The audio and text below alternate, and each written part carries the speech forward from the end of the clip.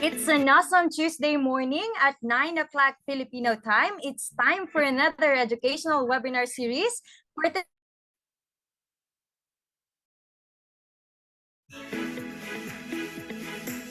context, headed by the College of Teacher Education, College Student Government, supported by the College of Teacher Education faculty and staff, and College of Teacher Education students across 8 accredited academic organizations, and given this 23rd day of May 2023, live on Zoom, this is Breaking Barriers, Exploring Gender and Development in Education Context. I am Christine Nicole Idana, your CTE-CSG Secretary, your Master of Ceremony.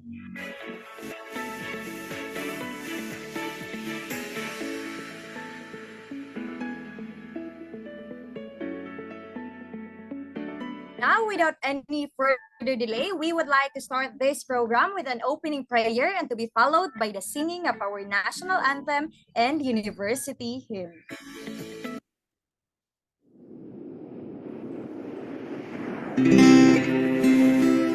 In the name of the Father, and of the Son, and of the Holy Spirit.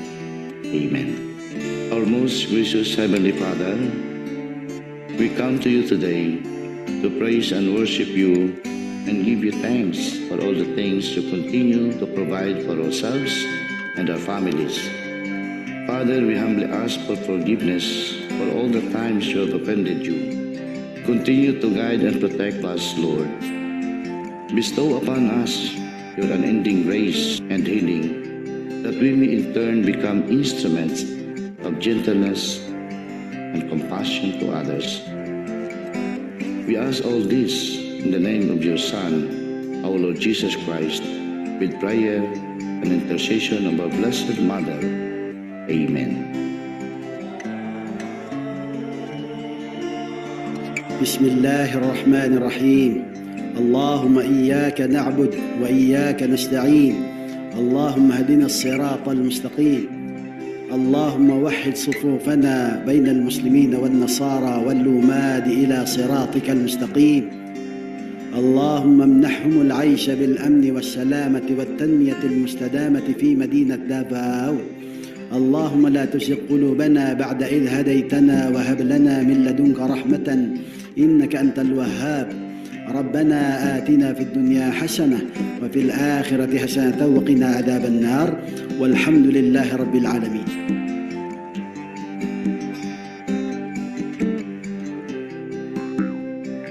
Amoy nen manama kami gimot talangon, manotod kakaroson no. Si koikaw kami dokul talangon, way migtumpi tatano. Si koikaw kami bohoy takopianan talangon na maotaw. Pusako kapusuno, kana akong to pabulos koy. Agbuyo koy ko, way bohoy kat pabur, kahalaan, kalinaw, to kanami. No pag-ugpo, way kasapok kakoy, oyot kalambo. Kay kuro tamana kakodin panubad, way pag-ampo, kaupianan igbohoy no, way kakoy kong imono, way kahalaan kalambo.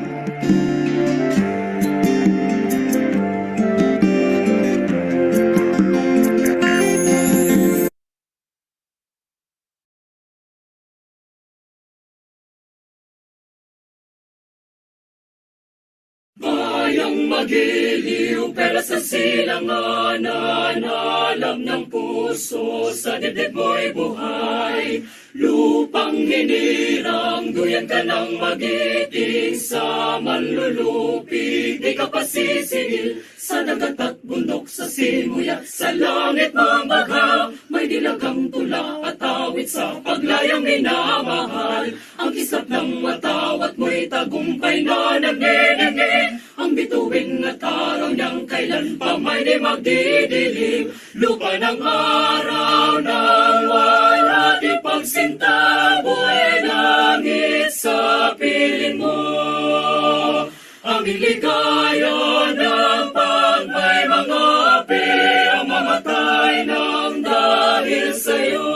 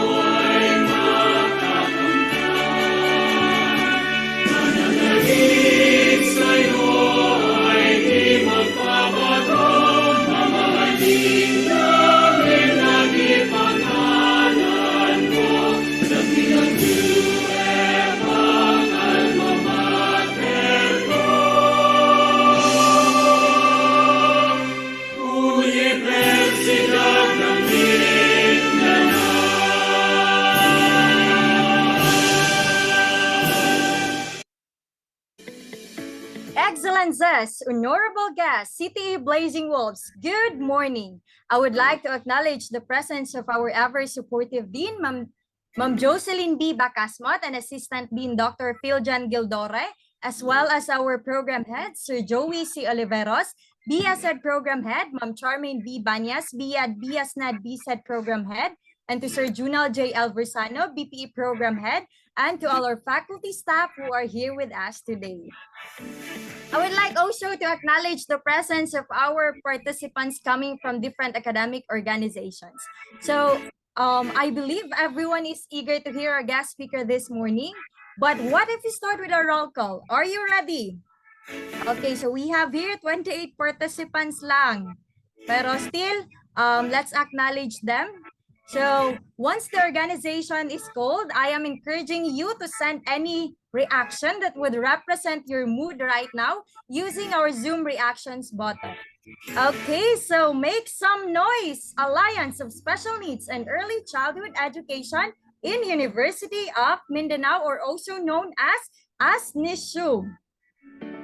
Okay, nabay mga taga-ASNISUM dere? Alright, so I guess natulog pa sila. Ayun, si Mami EJ. Okay, let's move forward. So can I hear you scream? Association of Generalist Teachers, or also known as AGEN. Mga AGEN, mga BEd students. Alright, so mingaw pa ang chat box. I think natulog yapon sila, no? Okay, so let's move forward. Break the Silence, Empowered Language and Literature Teachers Society Elites. Nabatay mga taga-elites dere? I guess natulog yapon sila. Natulog or siguro nangapi lang. Okay, hindi naman magpapahuli ang mga ilustrado. Mga social studies major. Naba dere? Ay, natulog yapon sila. Okay, what about mag-ingay, samahan na mag-aaral sa Pilipino, Samapil? Mga Samapil na ba?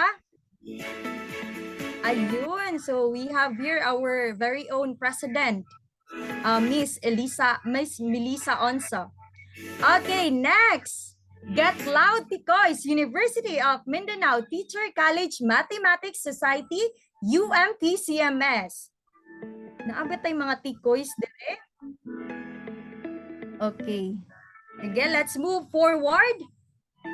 So what about the University of Mindanao United Physical Educators, or UMUFED? Mga BPE majors. Okay, and last but definitely not the least, Young Educators Association for Science and Technology, or YES. Okay, so we have here Sir, ano ba to? Ayun, Sir Daryl ba ito pagbasa? Kyle Monday, and we have also our president from YES, Maria Elizabeth Barbadillo. Okay, good morning everyone. So in the name of the College of Teacher Education, College Student Government, it is our pleasure to welcome you to the last webinar session of EduKumustahan 2023, a joint program for mental health awareness and educational webinar series. Again, this is Breaking Barriers, Exploring Gender and Development in the Education Context. Moving forward, behind the excellence, there is a great and dynamic leader and one of the alphas in the pack who's continuously leading the student body. We are pleased to have our very own Public Information Officer of the College Student Government and the officer in charge in the EduKumustahan 2023, no other than Miss EJF Lugmao for her opening remarks. A round of virtual applause, please.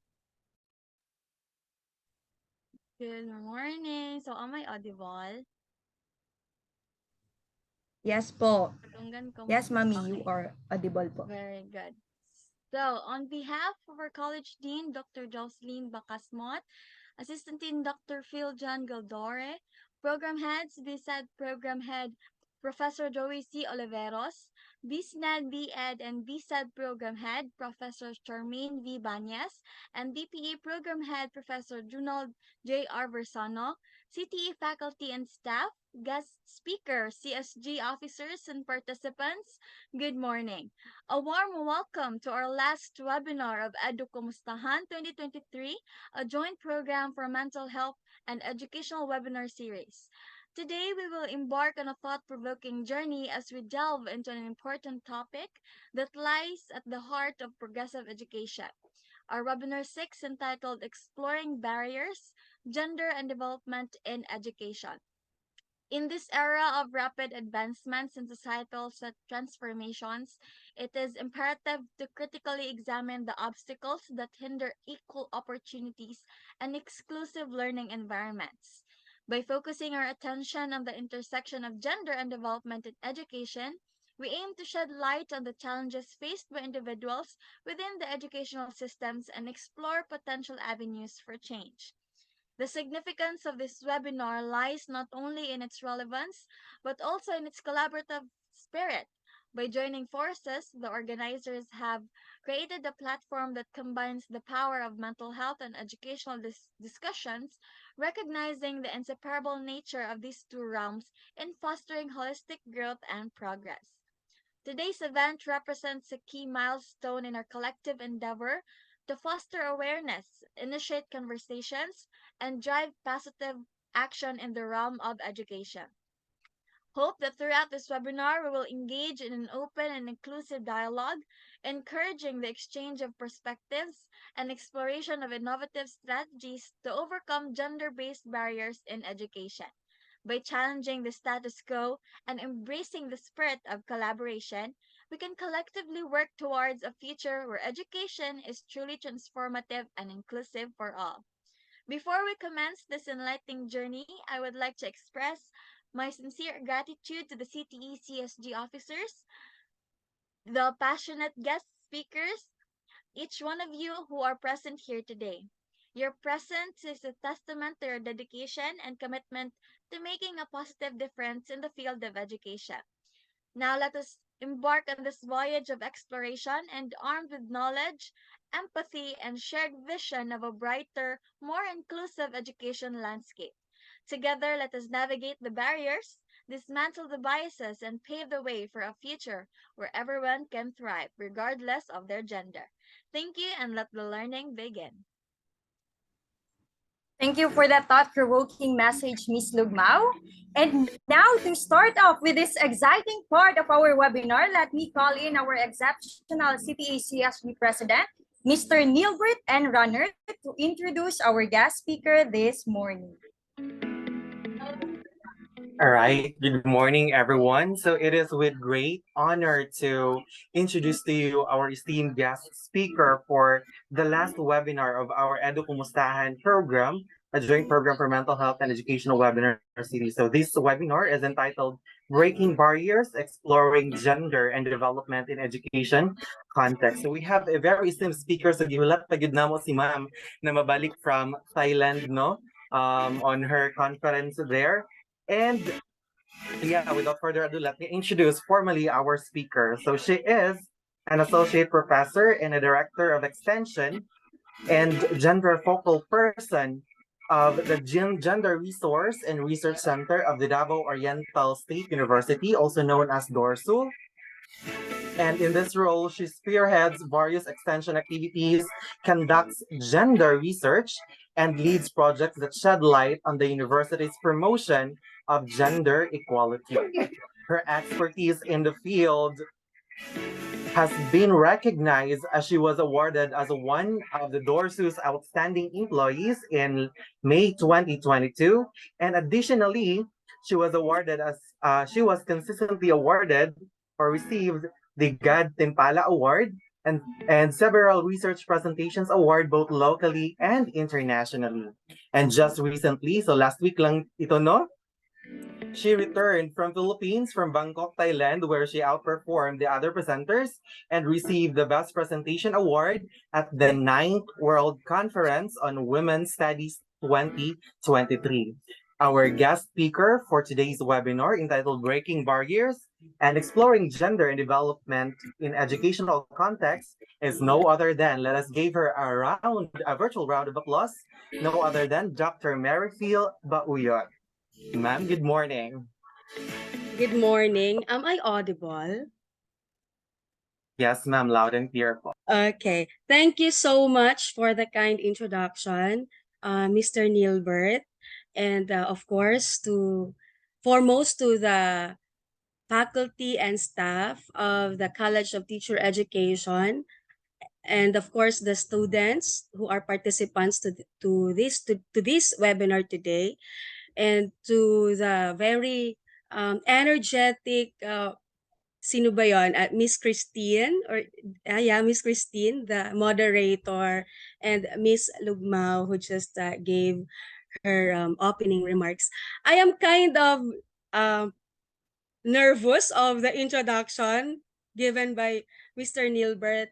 However, I took the challenge to really head on this call to really give a 2-hour lecture on gender and development in education context.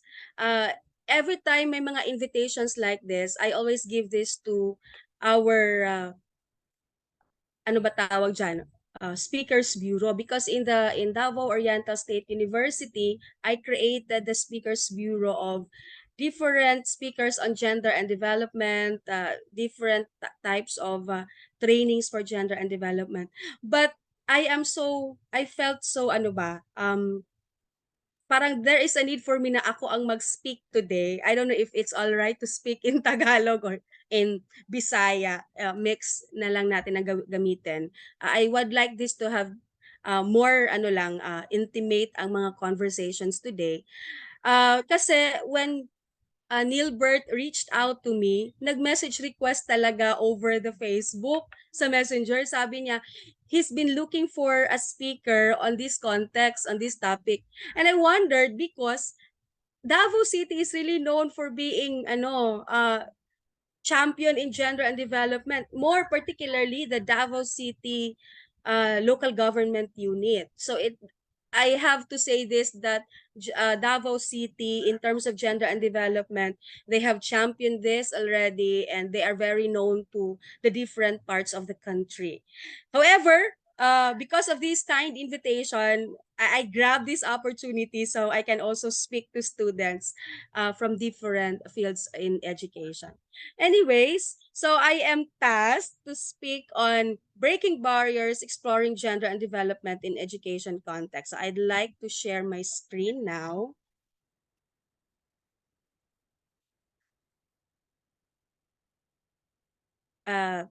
Yes, can I share my screen now?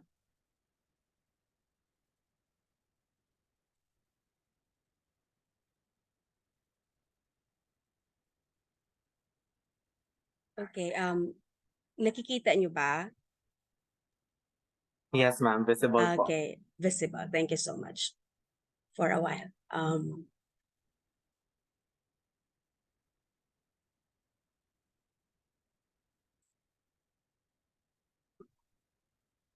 Okay, so I'd like to correct on that I'm an assistant professor, not yet an associate professor in Davao Oriental State University. Just to give you a very brief background lang, I've been in the gender and development, and it's good, and it's really an advocacy since 2013 up to present. So some of my works really are dedicated to empowering women and promoting gender equality in all fields, in all fields. Okay, so uh, may mga nasa waiting room. Baka pwedeng i-check natin yan. Nakastanday po ang aming technical team ma'am para Okay, mag-admit po. sige. Okay, so I'd like to present my topic outline. I'd like to begin on discussing the basics of sex and gender, and very quickly on sexual orientation, gender identity and expression, or what we call SOGI. And we will delve into discussing what are the different gender issues and biases that some women and men really have encountered or experienced. And from there, where do we go? Now, where do we go uh, from all these biases and issues that we are experiencing? So we will look into the self and systemic transformation, promoting gender equality, and of course, integrating gender in schools. I believe that gender and development is very important for all the graduating students or graduating students in education, kasi you are the frontliners in the future of schools. And we have to accept the fact that this time, parang marami na talagang, how do we call that one? Marami ng issues that are gender related. So we have to begin understanding the basics. So we, from ourselves, alam natin what to do and how are we going to combat these issues of gender. Okay, so the basics of gender, let's look into what is this sex really about, and what is this gender also all about. So basically, if we look into the idea of sex, it's what we refer to being a female or male. So pag pinag-uusapan si sex, we look into the reproductive aspect of being a woman and a man. So ang basic indication natin dyan is of the how do you call that, the reproductive organs, no, the sexual organs of a man and a woman, or a female and a male. So this categorization is made according to reproductive functions. That's what we mean by that. So the female produces the egg cell or the ovum, and the male provides the sperm that fertilizes the egg cell or the ovum. So that's basic. So kung makita natin sa ating mga how do you call that one? Mga PDS, nakalagay dyan sex. So you just check on female or male. So iba din ang man and a woman. So later we'll discuss that one. So gender naman, on the other hand, is these are socially determined ideas. This has a cultural implication expected of a person. This is attached to being male or female. So when we speak of man, woman, so that's what we consider already gender. So it's more than biological, because we delve into cultural aspects of being a woman or of being a man. So these are ideas and practices, or what it is to be female or male, and how a person's biology is culturally valued and interpreted into locally accepted ideas. So how do we value women? How do we value male and female in our culture? And when we speak of culture, we talk about a lot of things. There are the elements of culture, traditions. We talk about language. We talk about families. We talk about traditions, beliefs. So these are things that really form part of the culture. So when we speak of sex and gender, we also look into the idea of sex roles. What our roles? Sexually, ano ba ang roles ng mga babae at ng mga lalaki? So when we speak of sex roles, we look into the physiological and the anatomical difference between the two sexes, which is being a female and being a male.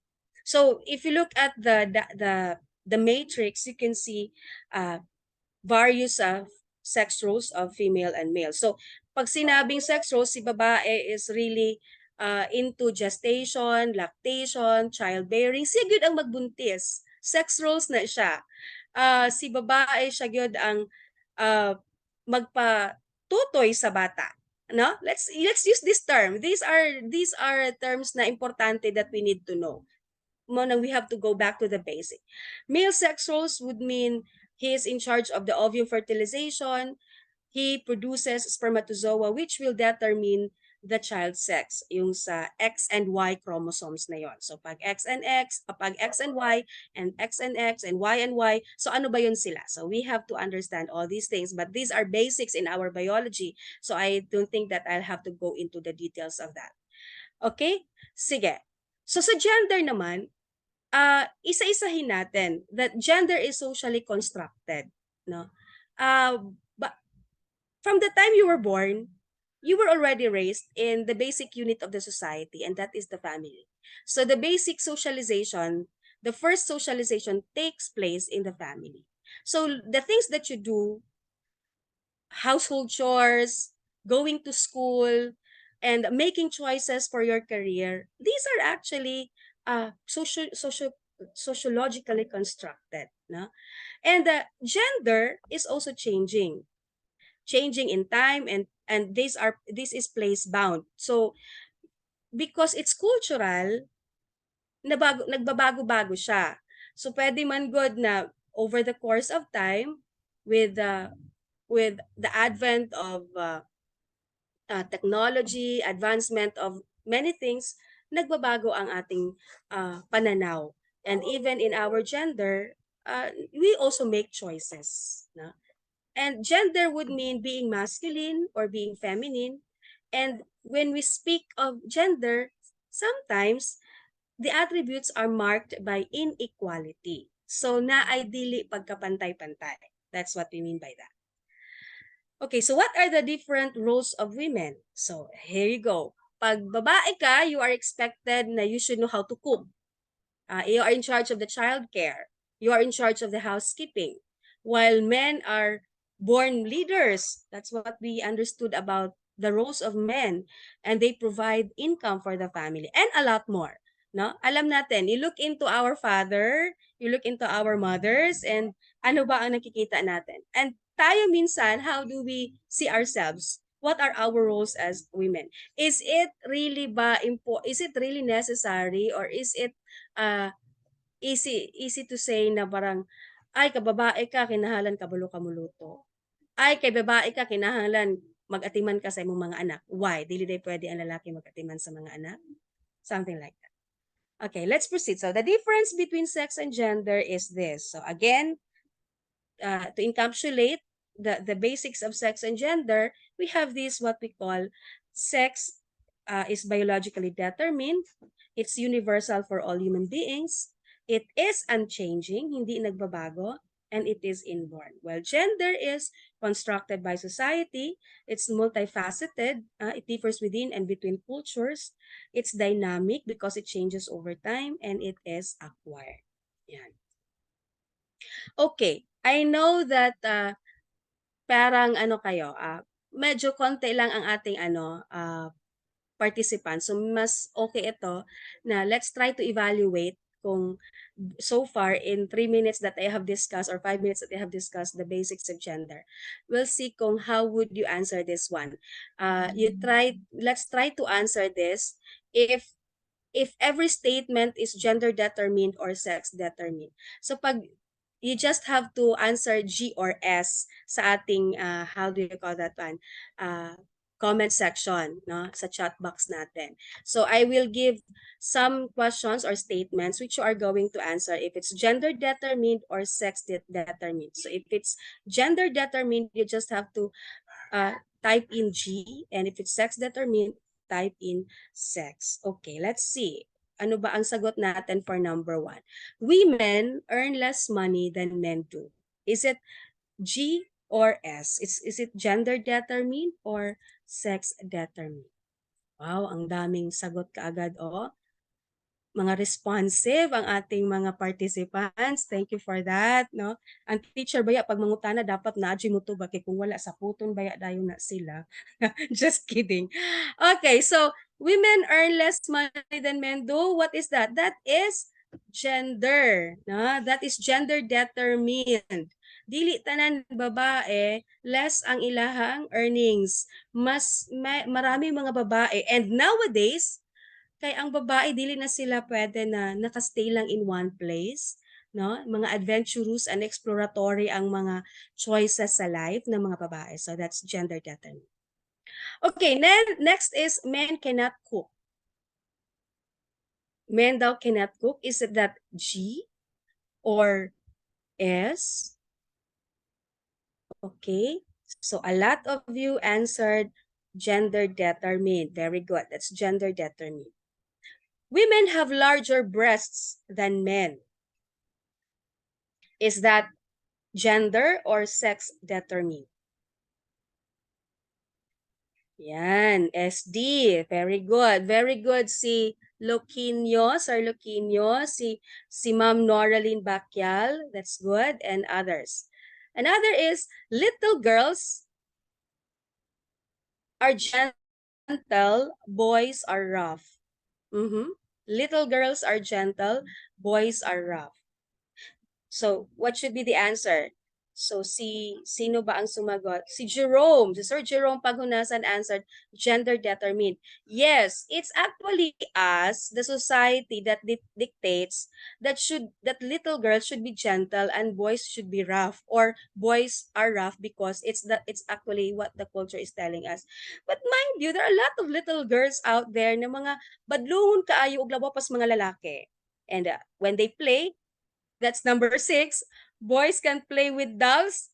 That is gender determined. Kasi there are boys who love to play dolls. And there are little girls who love to play toy cars. So that's what we mean by that. 7 is a man is the head of the household. Is that gender or sex determined? Sige daw. Yes, Melissa answered. Ma'am Dana answered gender determined. Thank you. It's gender determined. Number 8, it is not the job of the father to change nappies. Okay. So Sir Nilbert answered gender determined. Very good, sir. Yeah. Pwedeng bisan kinsa ang pwede mag-change og nappies sa bata. Men don't cry. Is that SD or GD? Yes. Again, si Ma'am Christine answered gender determined. Very good, Ma'am. Thank you for that. What about girls dressed in pink, boys dressed in blue? Pag-usapan natin to, kasi kahit sa mga gender reveal, hanggang ngayon, pink pa rin ang ginagamit sa mga babae, blue ang sa mga lalaki. So, di ba pwede mag-dress ng pink ang mga babae? I know for one that Willie Revillame really likes wearing pink, no? And some boys really wear pink colors while others would wear also blue. So it depends. I think so that is what we call the statement is gender determined. A wife cannot initiate sex with her husband. What is this? Is that sex determined or gender determined? Okay, sino pa ba? Si Sir John answered gender determined. Yes, sa mag-asawa, dili man necessary si lalaki lang ang mag-initiate og sex. Pwede man si babae. And there are many forms of doing it. Kasi ang sex is an expression. So pwedeng cuddling is sex. Because in psychology, oh by the way, I am my field of expertise really is in psychology. So kasi in psychology, according to Sigmund Freud, the ultimate the sex is a pleasure principle, and that is part of the id, no? The id, the structure of the personality. So everything that is pleasurable is considered sex, and not only sexual intercourse. So eating, doing chismes, anything that pleasures you, that is sex. So whatever forms pwede ra gyud siya nga ang babae mo initiate. O kung if it's really sexual intercourse, then pwede ra gyud si babae.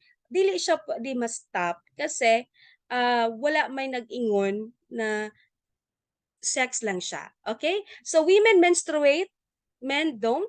Is that GD or SD? That is SD. Yes, it is SD. This is reproductive, this is biological. There are more male leaders than female leaders. So that is GD. A girl cannot propose marriage to a boy. Dili ba pwede mag-propose ang babae ngadto sa lalaki? That is gender determined. Very good. Sir Luquinio, thank you so much. And women are natural child care providers. Is that gender Yes, it's gender determined. Thank you, Sir Adrian Ligutan. Maraming mga lalaki ngayon ang tinatawag nating house husbands na, no?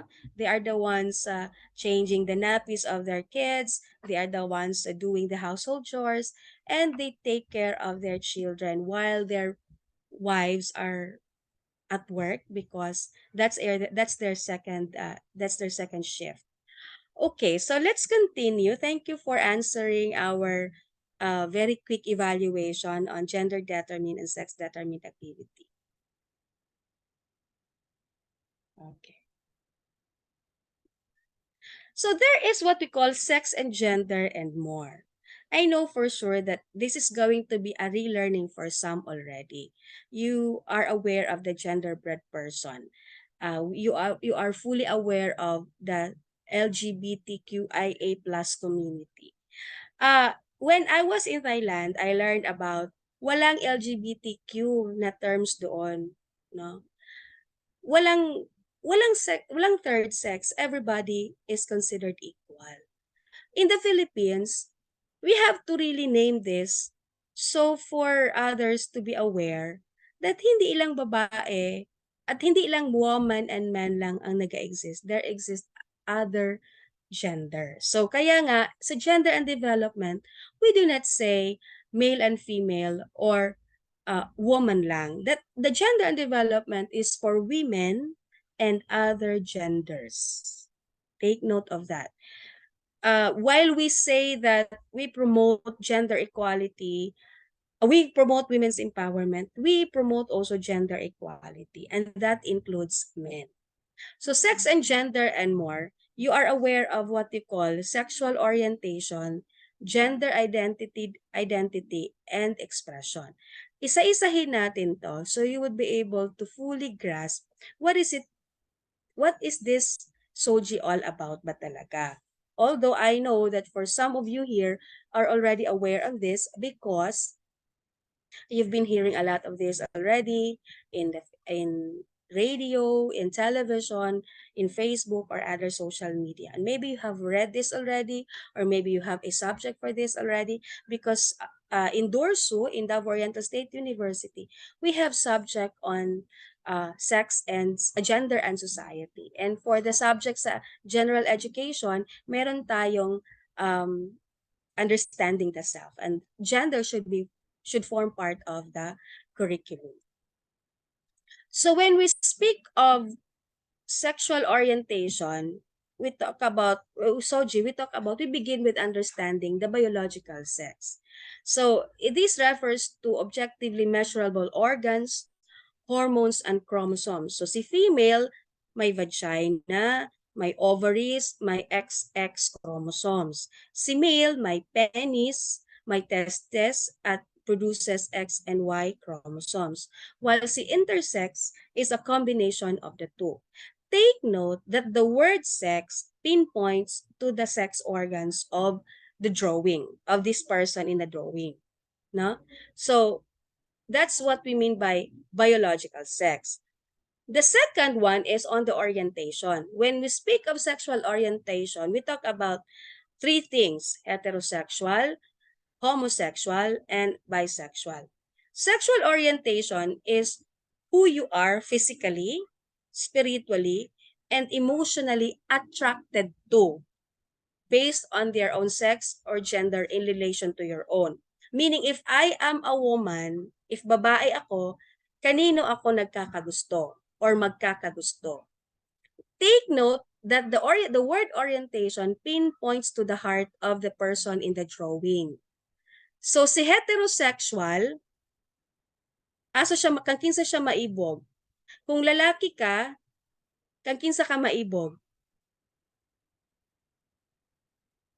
Anyone would like to answer? If I am a woman, if I am, sa heterosexual tayo ha, if I am a woman, sa kanino ako na-attract? You're attracted to? Can I ask somebody to answer the question so I would know that you are still there? Yes. Yes. Yes, Sir Nilbert would like to answer the question daw. So if I am a woman, sa heterosexual tayo, if I am a woman, I am attracted to? The opposite sex po, ma'am, which is male. Yes, yes. So si Sir Nilbert will be attracted to a woman. On the other hand, si homosexual is attracted to same sex kasi opposite sex si heterosexual, same sex si homosexual. So kung lalaki ako, lalaki din yung gusto ko. Kung babae ako, babae din ang gusto ko. Si bisexual on the other hand is either of the two, pwede siyang magkakagusto.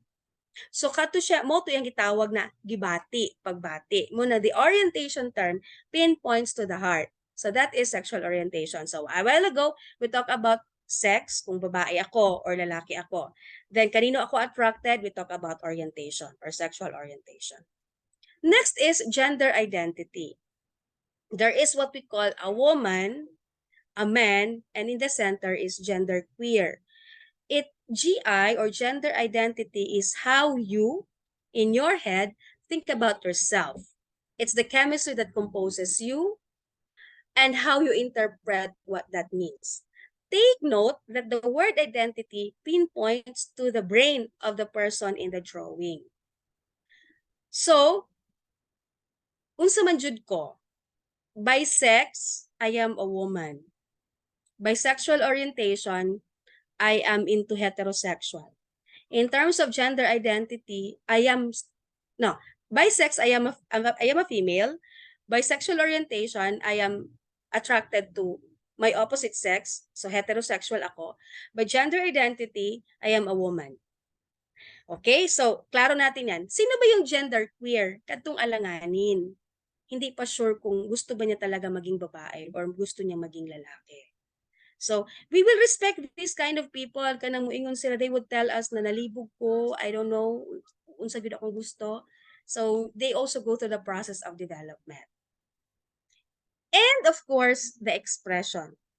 Take note that the person in the drawing, the word expression, pinpoints to the everything about the person in the drawing. So that is what you call gender expression. So ngayon, gender expression is how you demonstrate your gender, also based on traditional gender roles, through the ways you act, dress, behave, and interact. Munang expression. Take note the ways you act, dress, behave, and interact. Okay. So, pag feminine ka, kasi ako, for instance, I am bisex female. I am attracted to men. In terms of identity, I am a woman. And my expression is really pambabae. So medyo formal ko, mulingkod ko, tarong ko, dili ko katong mubilang kadlag kalit, kana mga inana. Ang akong dala nga mga bags kay shoulder bags, no? It's something like that. Ang masculine naman is yung sa lalaki. And androgynous, ito yung mga babae that they can express themselves either in a feminine way or in the masculine way. There are those mga lalaki who can express themselves either in a feminine way also or in a masculine way. So yun yung nagkakaroon tayo ng gender issue already kasi pag nakikita natin yung lalaki na when they express themselves para sila mga babae, we would easily say, ay bayot, bading. But we have to look into and dig deeper because androgyny would say, this could also be sociologically constructed. Kasi if you, for instance, I'll give you this example, in a family where ikaw lang mag-isa lalaki, tapos lahat ng mga kapatid mo babae, plus you are very near to your mother, close and attached to your mother, the things that they are doing would really speak on the things that you do, no? Kasi going back to the basics of, again, sa theory ni John Locke and sa tabula rasa theory, 'di ba? Infant's mind at birth is a tabula rasa. So when you are experiencing this kind of situation, or when you are with this kind of people, you also do the same thing. So, yun yung tinatawag natin sa behaviorism. So, that's what we mean by expression here. So ngayon, you have to decide. So I'll give you example. Bakit sinasabi ni Vice President Sara Duterte na ano daw siya? She belongs to the LGBTQ plus community, QIA plus community. Kasi 'di ba, look at her expressions, her gender expression, and she's very attached to the gays na mga to the gays in the community, the gay community. Kasi, but she believes that she is bisex, a female, she is a woman, she has a husband, so, but her expression is really into either usahay magnilalaki siya, or usahay magbinabae siya, or usahay magbinading siya kung kauban niya nga mga gays in the community. So that's what we mean by expression. So hindi ibig sabihin na pag babae ka, pwede ka nang i-close na dito lang jud ka kutob. Hanggang gender expression, hanggang feminine ka lang talaga, hindi ka pwedeng gumawa ng panlalaki ng mga gawain. That's not true. No? So sa Soji, ito yung sinasabi niya. Okay? So that's very clear about Soji. So is gender role inborn? Inborn ba daw ang gender roles? Gender role is learned. Everything is learned. It's the behaviors, attitudes, values, beliefs that a particular culture group considers appropriate for males and females on the basis of their biological sex. So gender roles and expectations are learned. So you learn about cooking because you were told and taught to cook by your parents. In the family, especially sa mga families natin na very traditional, it's really our parents would tell us na kailangan makatapos ka ng pag-aaral mo kasi you are supposed to be the head of the family. Kailangan magtarong ka kay kung di ka magtarong basig mabuntisan ka na dili na ka maka-perform sa imong pagka maayo nga inahan, something like that, no? We are boxed into that kind of idea, and sometimes because ito yung natututunan natin, so the least that we can do is just follow yon. Okay. So what are these different types of gender roles that men and women do in their lives? Mayroon tayong tinatawag productive, reproductive, community managing, and community politics na mga gender roles. Ano ba itong mga productive roles natin as men and women? These are activities that we carry out to produce goods and services to meet the subsistence needs of the family. Ano ba yung mga productive roles ng ama? The fathers really work to sustain the needs of the family. Productive role of women also work to sustain the needs of the family. Not only that men should sustain the needs of the family, especially with modernization, with modern women, modern Filipino women, they would not allow themselves to box themselves at home and work and just take care of their children. There are those women who would really say, I was able to finish my degree, I will work, at the same time, I will feed my family and take care of my kids. That's what we need productive roles. So, hindi necessary that women should only be followers. They can also be leaders. And we have a lot of leaders na women in our country already. Another is reproductive. What about reproductive roles? So, ito yung basic natin. Manganak ang babae, magbuntis siya, manganak, si lalaki siya ang mag-reproduce o tawag ani, spermatozoa, etc. So, that would really fertilize the egg of the female so para magkaroon ng bata. So, that's reproductive. While community managing roles includes activities that are undertaken by women as an extension of reproductive role. Ito yung tinatawag natin na voluntary unpaid work in free time. If you notice, in the community, mas maraming babae ang active, no? And as they reach the age of middle adulthood, they are the ones mostly engaged in community works. Can you notice? Kasi going into the idea of Erik Erikson's theory sa psychosocial theory of development niya, women are into generativity, no? They make themselves, they generate and they set examples for the future, how do you call that one? Generations. So sila yung mga gumagawa ng community managing roles. At sila yung mga sumusuporta sa mga kalalakihan, whatever that means sa mga lalaki. They are the ones supporting men. And community politics.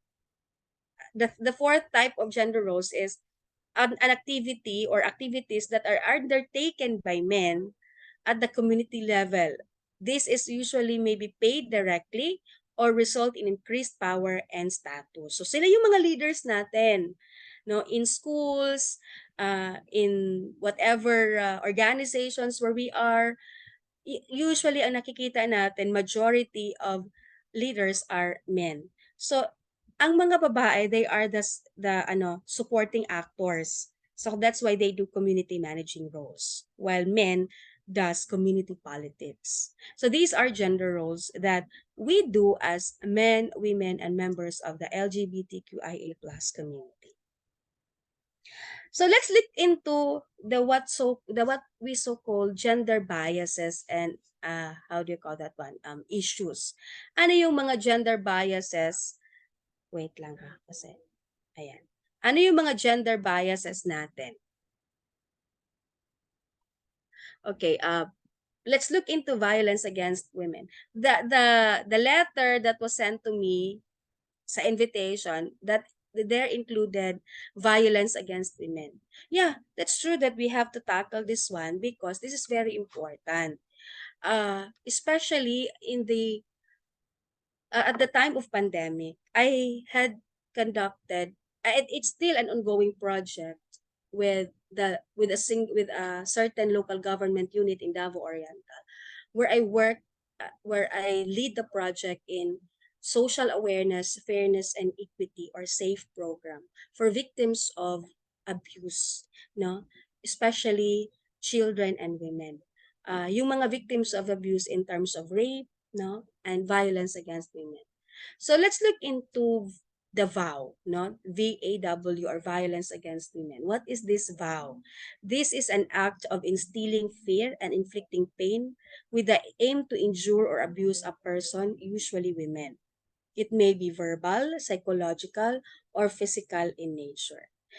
Ang violence against women, nangyayari ito sa mga partners. Kung babae ka, klaruhin lang natin sa law, although I'm not a lawyer, but the basic of violence against women is into partners ito. Pag babae ka, hindi mo siya kaano-ano, whatever, wala kang relationship sa kanya, tapos you are being violated, you can actually sue the man or the person instilling fears with you by virtue of other ibang case, no. Pwede nimo siya i-contextualize on that. Dili siya necessary violence against women. So ang basic sa violence against women is kailangan may partnership, no. Either mag-asawa na married couples talaga, or live-in partners, or girlfriends. Yan. So, ano ba yung mga verbal abuse? No? When we speak, kanang dili maayo sa ato ang partners, particularly sa babae. Sa violence against women kasi, who is protected here are women. No? Igat ka, wagan ka. No? Nilakaw lang ko kadiyot, pagbalik na ako, doon ita ka makitaan sa balay, nag-asa day ka, nanguwag ka. That is verbal. Psychological is, na ay mga ways ang lalaki nga nagapasakit siya, psychological, na dili siya makatulog, nagakos siya og sleepless nights sa lalaki, babae, tapos nagapahilak siya, permanente siya burdened. This is psychological. So, pag may mga ganyan na mga cases, we can consider that one psychological, no? Basta mag-cause siya og hilak, mag-cause siya og makadisturb siya sa panghunahuna sa babae, that is psychological.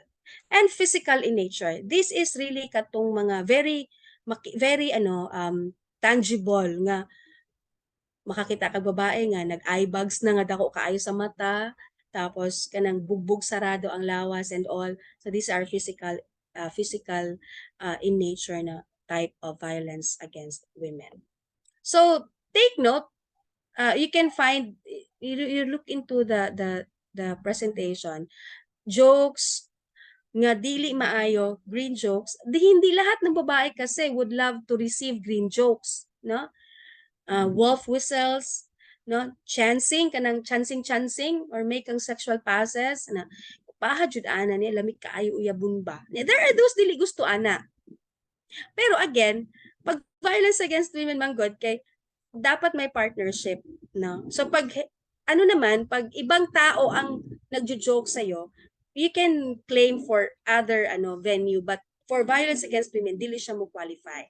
No, sexual harassment, domestic violence, rape, no, mga marital rape, kahit mag-asawa pinipilit ng lalaki na makipagtalik, that is marital rape.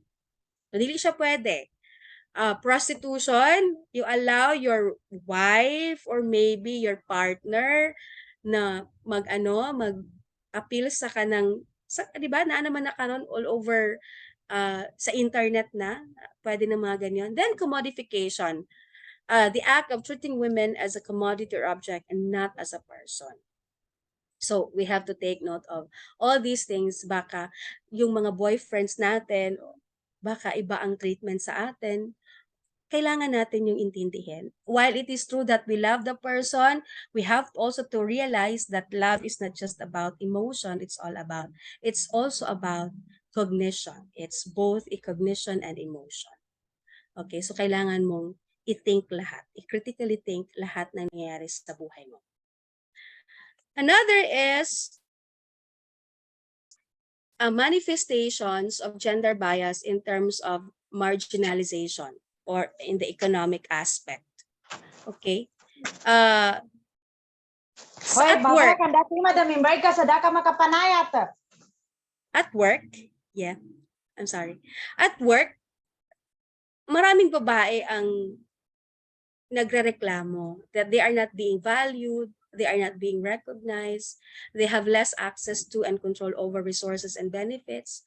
Babae ka lang, dili pwede, so diha lang jud ka, ana. Tapos, they are the last to be hired, but the first to be fired. No? Dili ka pwede ani nga trabaho, dapat lalaki lang. Sino may sabi nga dili pwede magbugha og kahoy ang babae? We can do that, no? We can do that. Dili pwede nga sila lalaki lang. Kasi what if mawala lahat ng lalaki? Ano mangyayari sa'yo? Di ka kakaon, kay di ka katak-ang ukanon. Kay nga, no? Di ka kabalo magbukhag kahoy. So, hindi ganon ang understanding natin. At work, economically, women have limited opportunities and they are exacting sexual favors. In the past years, marami ng ganito. Nowadays, may mga ganito pero hindi na natin masyadong nakikita.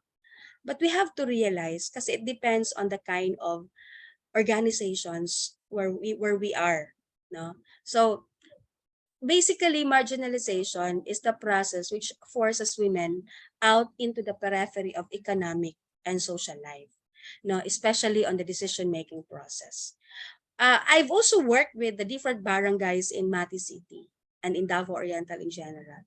Na it was really that was the paper that I presented in Thailand.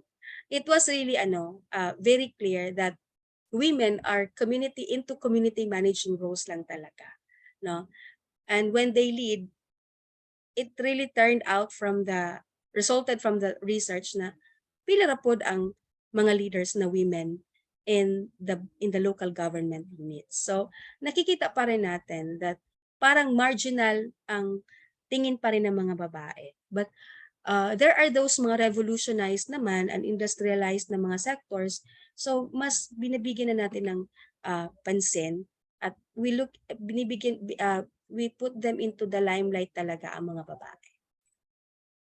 Another is subordination. This is another issue. No? One sex is inferior to the other. No? In terms of ranks, si lalaki, dapat siya good ang nasa ibabaw, siya good ang president, so vice president or secretary lang good si babae, treasurer lang siya. Dapat ang sergeant at arms kay lalaki, dapat ang PIO kay babae, kay mahilig siya magchismis, mga things like that, no? And we look into mga marites daw ang mga babae. So in terms of position, very few women lang ang nasa politics and top positions. In terms of status, we consider women as the weaker sex, or the females are weaker sex. And in terms of decision making, women are not included in planning and decision making processes. May mga ganyan, may mga hardcore masyado na mga organizations or settings na dili gyud ginapaapil ang babae. So, to encapsulate everything, let's look into this. Women are weak, oppressed, followers, second class, and owned. Men are strong, dominating, leaders, always on top, and they are the owner of women. They do not own. They are the owner.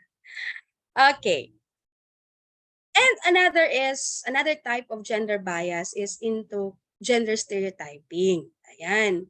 The process of attributing a set of characteristics, roles, and traits favorable or unfavorable to all members of a social group based on sex. Stereotypes. Child rearing is a stereotype. Religion is also projects stereotyping. Even at work, naagihapon tayo stereotyping.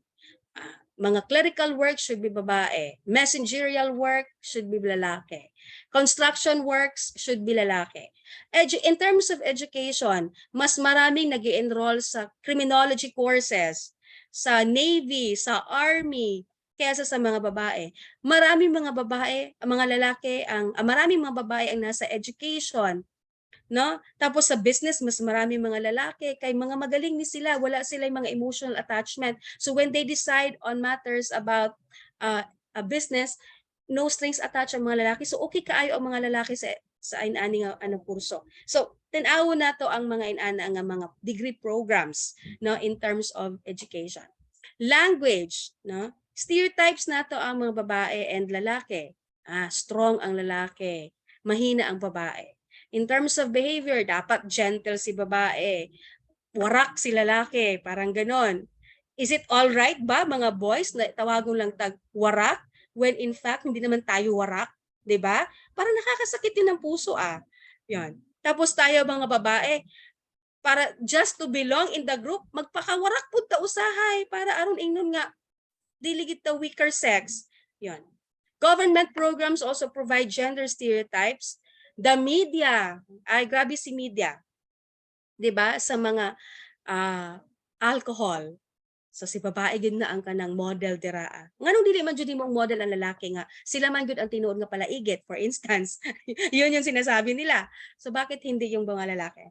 So yan, and popular culture, no? So even the popular culture, Korean, mga K-pop, that's popular culture and K-pop, nagaproject po silang stereotypes. Dapat payat, skinny, maputi, maganda, talented, etc. Pag lalaki, dapat ganito ang mga expressions and all. So gender stereotypes din siya. And multiple burden. We have this gender bias that's what we call multiple burden. Women or girls really play a lot of roles. Now they play multiple roles. As a mother, as a wife, as a daughter of your parents, as a teacher or as a worker, ano pa ba? As a confidant to your friend, as a counselor to your students, as a facilitator in organization. Ang dami-dami nating mga trabaho, mga babae. We have involved in reproductive, productive, and community work. No? Gina-expect kita that we have to carry out these roles in the society, or else they would say, wala kay gamit. Yon, may mga ganyan pa rin na mga mindset. So it's not a good idea that we have to burden ourselves.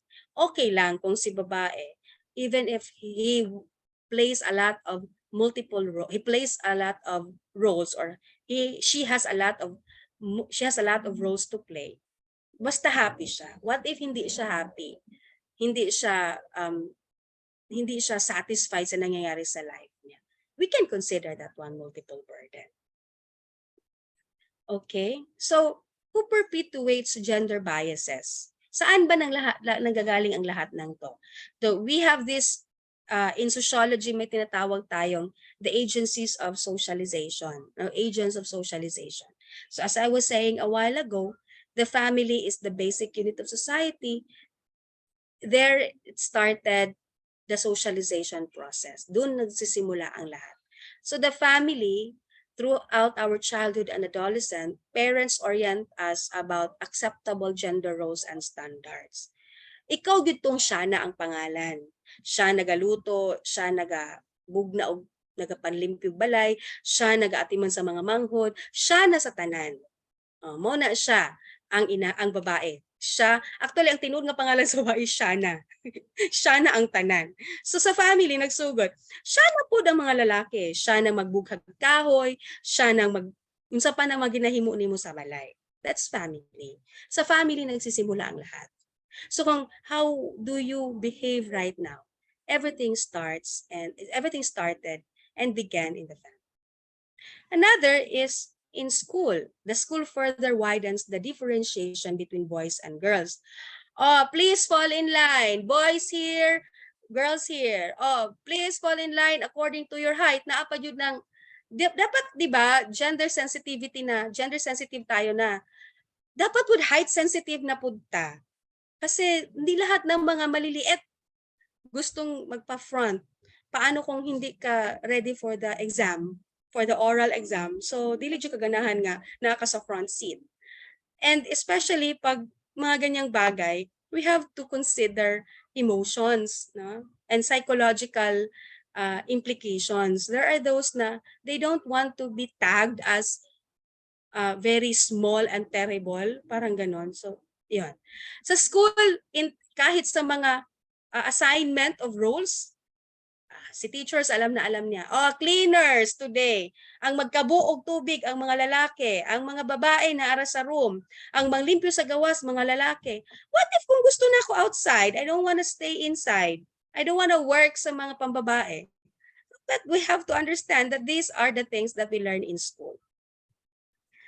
Next is language. The use of sexist term, no matter how subtle, is the most pervasive institution of socialization. No? Kasi ang language, it interplays with different sectors. Daghan jud kay tay ma-learn. Right now kay we are also trying to learn the language of the LGBTQIA+ community. Ang language is the acquisition of language is tawag nito that is biological. But at the same time, ang pag-acquire nato o pag-learn sa language can also be through modeling. So, kung unsay na-learn nato sa environment, we carry it out and we adapt it. So, we have to take extra care sa mga language that we have to make use of. Now, because we will become, you guys will, mali ganito kong istorya guys. So lahat kayo, kasi pag guys, lalaki siya, di siya pwede. So kinahanglan ang language nga gamiton nimo kay neutral. Dili pwede nga kadtong say for instance guys, sa lalaki lang man siya niya, ang babae kay girls mo niya. Pangit man kung mag-input hey girls, murag tsaka paminawon di ba? So we make use of gender fair language. Another is ang church also has ang religious teachings that depict women as martyrs, self-sacrificing, and reinforcing the belief that women's place is in the home and to be good mother and wife. Sinong nagsabi nito? Di ba? It's the church ang nagsasabi nito. Kaya ang dami-daming babae hanggang ngayon nagpapakamartir sa mga asawa kasi it's the family that taught them na kinahanglan pakamatian gud nimo ang bana. Now what if this woman is no longer happy and at risk na ang life niya because of the violence at home? Magpakamartir pa ba gihapon siya? But the church is taught us na we have to be like this. So one of the agencies of socialization that perpetuates the gender biases is the church. And the media, the tri-media, do not usually portray women in all her diverse roles. Thus, their images tend to emphasize her physical appearance only rather than her ability. So pag tambok ka, dili ka pwede sa mamahimong endorser. Kailangan lang ganito lang talaga. Okay lang kung katong mga pigi-pigi nga mga commercials on TV. So pwede tong mga tambok and all. So that is sexist gihapon nga pamaagi.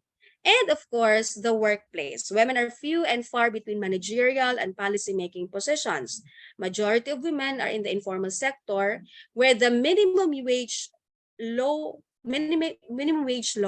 rarely applies to women. Okay? So that's it. So where do we go from here? Saan tayo papunta? Mula dito, saan tayo pupunta? So we have learned about the basics of sex and gender, the SOGI, and we learned about the different gender issues and biases.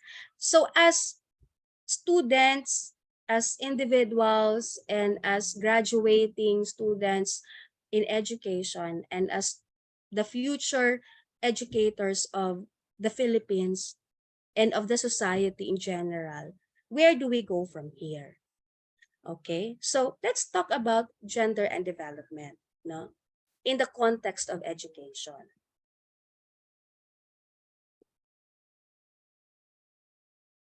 Okay, we have to take note that gender is being a woman and a man. But in gender and development, there is a word for development. What is this development all about? Okay, so development must benefit both women and men. Dili pwede lalaki lang. So that's what babae lang. That's what I was saying a while ago, that sa gender and development, we talk about women and other genders and the development that these genders should experience or undertake or should go through. So what is GAD? Is a major advance in development theory and practice. No? It has grown out of attempts to understand both the ongoing inequality between women and men and the failure of countless development and women's projects. Now, kanabang when we speak of gender and development, the development should not only be about men. The development should also include women and other genders, especially the LGBTQIA+ community. Marami na akong pinuntahan na I spoke on gender and development. And one of the questions that really come out or being asked to me is, nagsamok-samok na si God, no? Nganong maminaw man ta kang God, nga naa may God. So which means that there are still in schools, some schools still do not recognize the existence of the members of the LGBTQ community. Hindi pwedeng kalimutan natin sila. We have to recognize them because as human beings, they also have issues, gender issues. And they are the ones actually being discriminated, judged, and they are the ones experiencing a lot of prejudices and biases. So, hindi ilang women and men, we also include the other genders, no, the other members of the LGBTQ community. So, God is about recognizing that gender biases may impede development. So, kailangan nating i-recognize the different gender issues so we can address these gender issues. So, we can create gender equality. We can foster women's empowerment and promote gender equality. Yeah. So it is a development perspective that recognizes the unequal status and situations of women and men in society. Dili jud pantay. From the time we were born, naadyo hindi pagkapantay-pantay. Pero hindi natin pwedeng sabihin na at the end of our discussion today, mamahimong pantay si babae ug lalaki, because at the end of the day, babae is babae, lalaki is lalaki. By virtue of reproduction, of biological aspect, dili gyud ta parehas. But at least, no, sa gender and development, ito yung ipinaglalaban natin, na we can empower women despite the fact that we have unequal status, that we can empower all genders despite the fact that we have different situations in the society or statuses. That's why we always promote equalities in terms of gender, no? Okay, if we go back to the biases, dili man nato necessary na we have to follow it. We can always recreate. Yon. So we have legal mandates for this. So the 1987 Constitution, the CEDAW, Beijing Platform for Action, among others. Yan.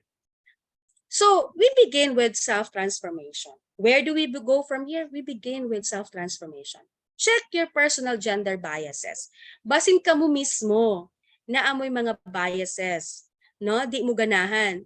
When I was designated as a God focal person in 2013 in gender and development, wala dahil ako siya gi-accept because my idea was, why would I advocate for these people?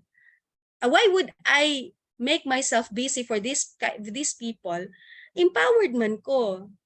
I mean, I am enjoying the liberty and freedom that God has given me. So why do I have to advocate for gender and development? Maningkamot sila. Yun yung iniisip ko. Pero hindi pala.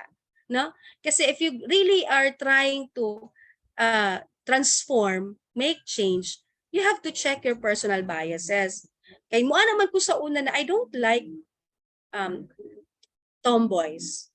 I don't like gays. No? But at the end of the day, if you are an empowered person, hindi naman kailangan ikaw ang mag-advocate sa self mo. Ang i-advocate mo yung mga tao. No? There are a lot of people in the periphery who needs you. So, you have to be with them para you can also assist them. So, you check your personal gender biases. Baka dala-dala natin yung mga sinasabi ng parents natin, yung mga natutunan natin in the family. We are not saying na mali sila because at the end of the day, at the time that they were born, yun din ang nalaman, yun din ang nakuha nila. That's what they learned from their family, from their parents as well. So right now that we have the gift of education, we have to make use of it, no? And look at everyone and deal with them as human, not as women or men, male or female, or girls or boys. So sinasabi ko kanina na in Thailand, they do not have term for LGBTQIA+, kung pwede pa lang. Everybody is considered human beings. And they do not say, oh, the lady boy. They do not say that one. That is against their law. Bawal sa kanila yung mga ganon. So pag nakita mo siyang nakadress siya, kahit galing siya sa, sa lalaki siya, you would just say, the woman. She's a woman. She's a boy. She's a guy. You examine assignment of roles at home and correct gendered patterns. So you will become parents in the future, not just educators. At home, you have to begin reassigning, no? Hindi pwede na yung babaeng anak mo is ganito lang ang pwede niyang gawin. You have to teach the child or allow the child kung ano niyang gustong gawin, anong gusto niyang gawin. Kung gusto siya magbukad kahoy, pasagdahi siya, kay basig diha siya malipay. By doing so, she's starting to love women empowerment na I can do this pala. Dili necessary na I am box as anong gusto ng parents ko. Yon. Then systemic reform. We have to attain balance in various positions. In the future, if we become chief executive officers of our own organizations, if we become principals, supervisors, if we become leaders in our respective organizations, we have to attain balance, no? Hindi naman lahat ng babae mahina at hindi naman talaga mahina ang babae. It's just that the culture that tells us na we are weak because the things that we do are hindi pang lalaki. So in terms of decision-making positions, we have to provide venues for women. We have to stop gender discrimination in recruitment, hiring, training, and promotion. Can you notice sa lahat ng mga hiring, ano ba yung tawag niyan? Mga postings, no? Naa ginakabutan dira sa baba. Ana nga. The university is an inclusive university. We accept members of the LGBTQIA plus community and the persons with disability. So we have to be gender inclusive, and we have to create inclusive education, inclusive schools where everyone can really enjoy the and celebrate education, no?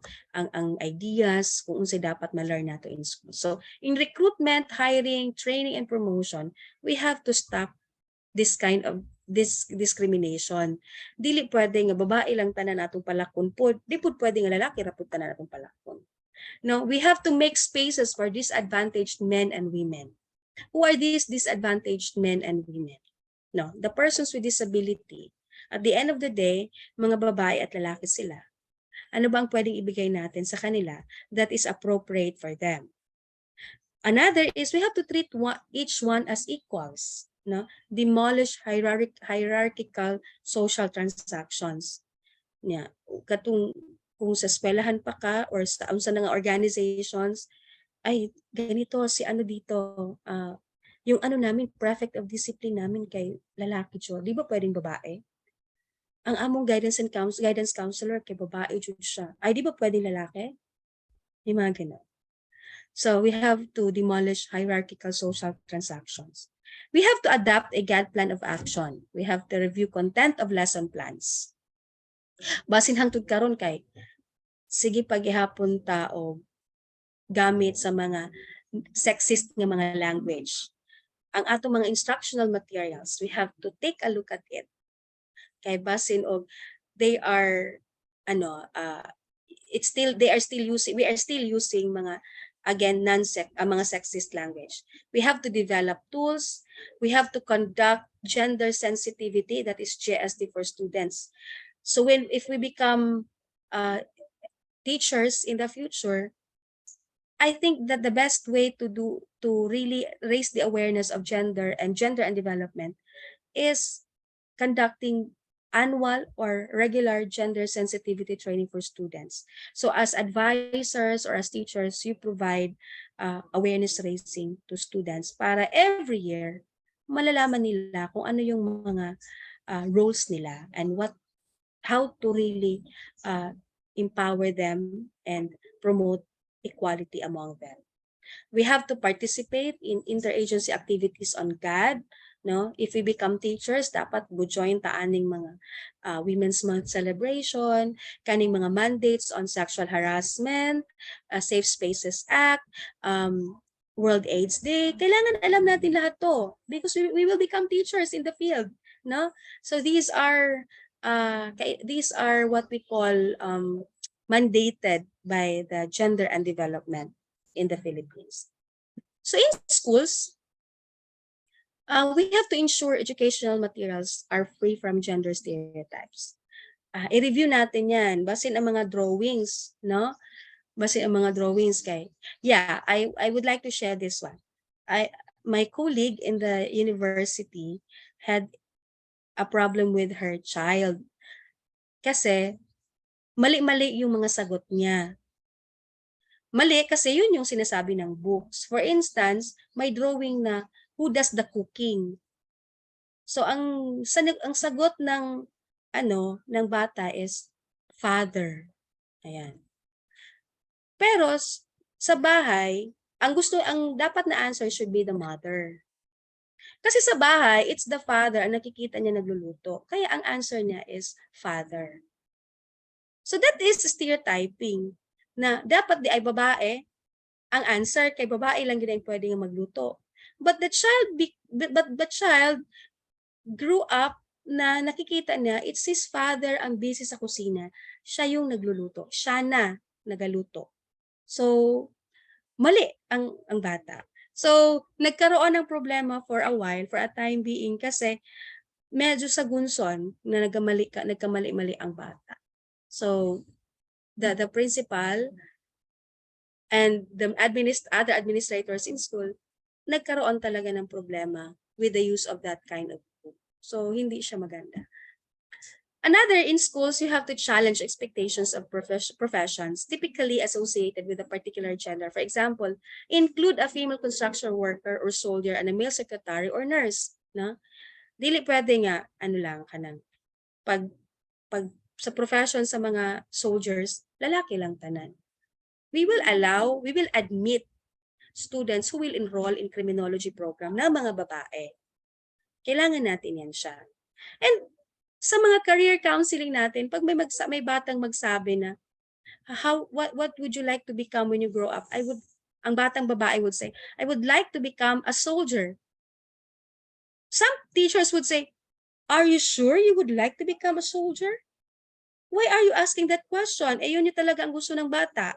So wala tayong magawa dyan. We have to accept it as it is. That the child, that the girl student, or that the girl would really love to become a soldier. In schools, we do not refer to stereotypical characteristics like boys don't cry or girls don't fight, which limits understanding of gender roles. Basin tayo ng mga teachers, basin kita ng mga teachers mo ingon nga, "Oy, why are you crying? Oh, you should not cry. You know what? Boys should not cry because boys don't cry." Oh, bakit ka nakikipag-away? 'Di ba? May mga batang babae na nakikipagbasagulero. Kababae ni mong buhat, nakipag-away ka. Oh, wow. So, dili siya pwede makipag-away. Paano ba yan? So, we will allow children to fight. We will allow children to cry. This is a training ground for children, ang school, na they have to make use of their abilities and make the most out of their abilities. So, we just have to correct, no, katong mga gendered patterns na dili nato kinahanglan discriminate or stereotype sila na ganun sila. Address phrases like, you play like a girl, or you should man up. Paano palagi kayo nagsasabi sa anak mo na, shape up, act like a man? Paano kung ayaw niya maging man? Kasi iba yung gusto niyang gender. Or you play like a girl, sinasabihan mo yung androgynous na batang lalaki. Ano ba yan? You play like a girl, you walk like a girl. Eh paano kung yun talaga ang gusto niyang mangyari sa buhay niya? He wants to walk like a girl. So, paano ba yan? And then, tayo naman sa school, kasi 'di ba ang school is very structured. So, we also want them to be structured ang mga actions nila. So, we have to check on these things, no? Mga gender patterns. So, we have to avoid the term guys, which may make female students feel excluded. But instead, we have to use gender-neutral pronouns like everyone. Di ba? Pagpasok natin sa klase, okay guys, get 1/2 sheet of paper. Nakaidenta. But we can also say, okay everyone, kindly get a 1/2 sheet of paper. Let's have a quiz now. Oh, what makes it different? It's inclusive na everyone is part of that everyone. Okay, so we talk here of gender-neutral pronouns. So how to promote the use of gender-pair language in formal and informal communication. So very quickly, I'm going to share this to you. This is what we mean by sexism in language. So what we use now is this: man, mankind, men, forefathers, layman, manpower, man-made, or layman. We have an alternative language to be used for this. No? Instead of saying man, we just have to make use human beings or humans, humankind or people. Instead of forefathers, we say ancestors. Instead of layman, we say layperson or non-specialist. Instead of manpower, we say human resources, staff, personnel, labor force.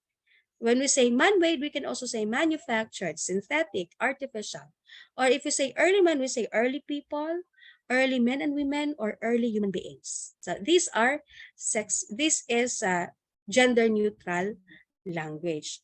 Another is the singular masculine pronouns that we use, he, his, or him. For instance, ang current usage natin is, if a customer has a complaint, send him to the service desk. We can also say, customers with complaints should be sent to the service desk. Pwedeng ganun ang pagkasabi. No? So wala tayo nagagamit og he, him, and his. Terms ending in man to refer to functions that may be performed by individuals of either sex. Ang current usage natin is anchorman. We can also make use of alternative anchor or anchor person. For businessman, manager, or owner, we say business executive. So for cinematographer, we say camera operator. Chairman, chairperson, or just simply chair. Congressman, we say representative, members of Congress, or legislator. And we say fireman, we say firefighters. Or we say policemen, we say police officers. Again, in schools pa rin, we have to avoid segregating boys and girls into separate lines, separate sports activities, and mix sitting up in the classroom. Diba? Ang mga nagadulag bola kay lalaki lang, mga nagadulag badminton kay mga lalaki rapon. Tapos ilahi nato ang babae, ilahi ang lalaki. We can mix it up. It's not a problem, no? Pero may mga times na we have to separate them for the purpose of attendance. That's good. That's not a problem. It depends on the intention and the objective of doing so. Another is, in schools, we ensure any educational materials used that show genders in equal measure. No? Kanang atong mga movies, kanang mga documentary films, we have to make certain that what we are showing has an equal measure in terms of gender. Another is, you can also mix boys and girls to work on certain projects all together, no? Naaman tayo ginatawag na kanang ginagamit man nato ang how do you call that one? Multiple intelligence. So kung magkasinabot sila in terms of logical, in terms of kinesthetic, hayaan natin sila. So dili na to sila i-separate. They can work together on a certain project. Excuse me.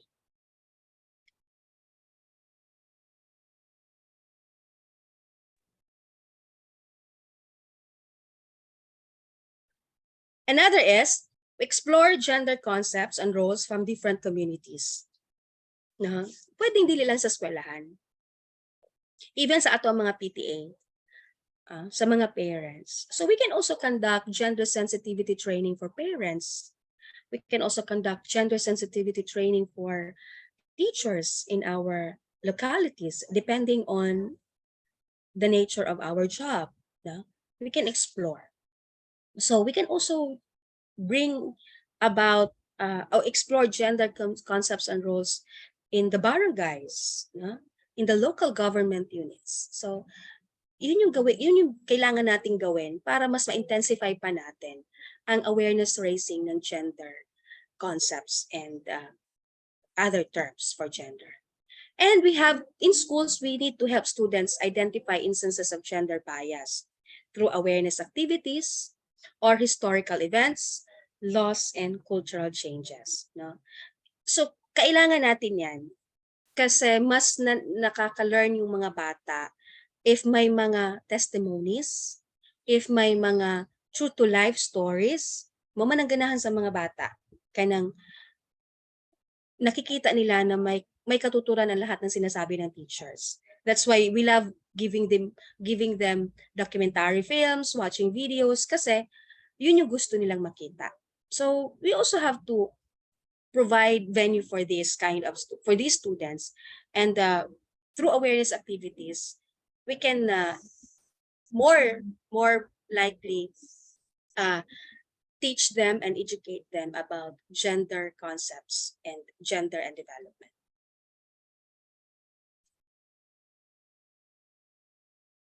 So I think I'm done with my topic. So parang almost more than an hour na ako. So I think before I'll end my discussion, I'll just have to give you this note that gender equality must become a lived reality because gender equality is not a woman's issue. It is a human issue because it affects us all. So I think that's all for my presentation. Should there be questions, I am willing to answer, and if I can, I will really answer. Thank you and good morning once again. And that's it. Thank you so much, Ma'am Marie, for that very insightful delivery of the topic. Indeed, this webinar provided us with a better understanding of the importance of gender and development in education and equip us with practical tools and knowledge to promote gender-responsive education. And now it's time for your queries to be heard. So do you have further questions and clarifications for this webinar topic?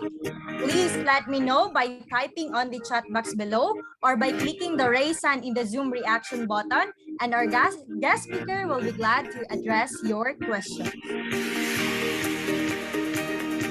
Right, again, so if you have questions, so you can write it in the chat box or you can use our Zoom reaction button, the raise hand.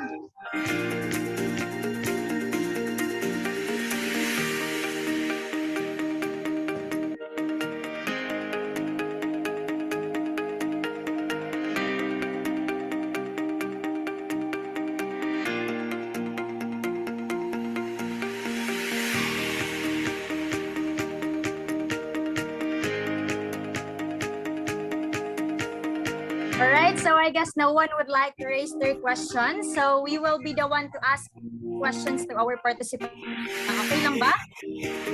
Okay, but do not worry because these questions will be worth a prize. Tama ba, Pres? Yes, of course. So for 1 million and house and lot lang naman daw. Anak ni Pres.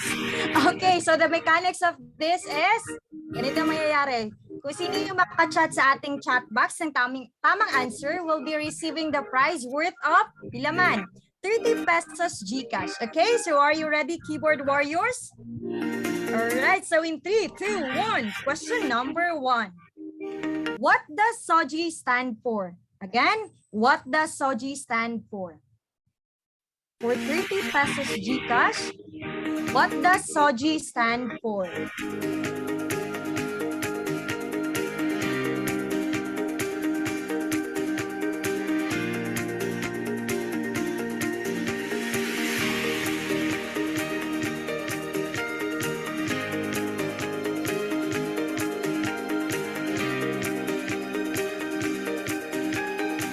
Alright, so we have, tama ba Nick? So, officers, please confirm or please verify. So, the answer of Miss Natalie Zuniga, SOGI, sexual orientation, gender identity, and gender expression. Okay, so tama ba mga officers? Alright, so the answer is correct. Okay, so ayun, okay. So next question. Okay, so ready na itong mga kamutdra, mga keyboard warriors. Question number 2. It is about recognizing that gender biases impede development. Again, it is about recognizing that gender biases impede development. In 3, 2, 1, you can now type your answers on the box.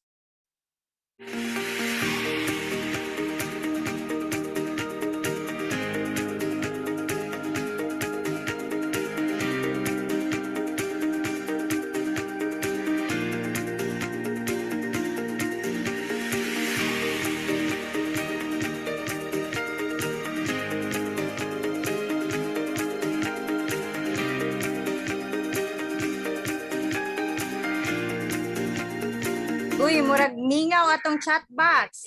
So again, let me repeat the question. It is about recognizing that gender biases impede development.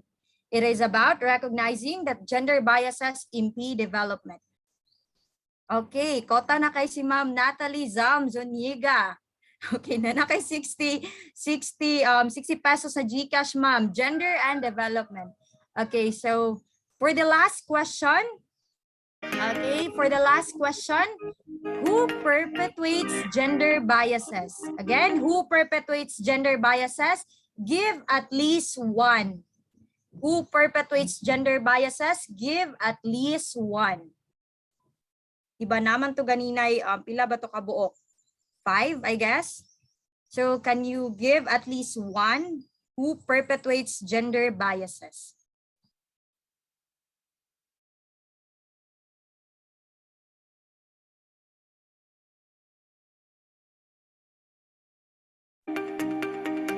Uy, murag ningaw atong chat box diring dapit.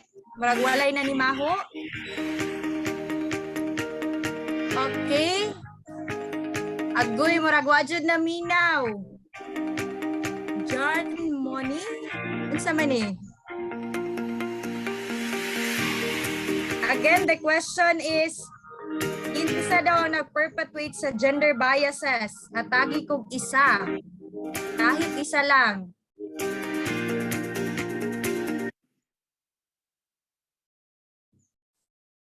Okay, sige, mag-ihatag 10.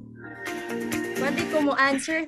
Ayun, nanatay answer. So we have from agent Claire Dayan Agkarakar. Okay, so congratulations, ma'am. So you can claim your prize po. You can chat our officer po, si Mami EJF Lugmao po. Okay? So, again, congratulations for those winners ng ating question and answer portion. Alright, so as we are nearing the end of our webinar this morning, we encourage everyone to fill out the evaluation form sent in the chat box. Okay, to be sent pa pala. Again, as we are nearing the end of our webinar, we encourage everyone to fill out the evaluation form sent in the chat box. Ayun. Sent na po sa ating chat box. And now to recognize the excellence and expertise shared to us by our guest speaker today, we would like to give this certificate of appreciation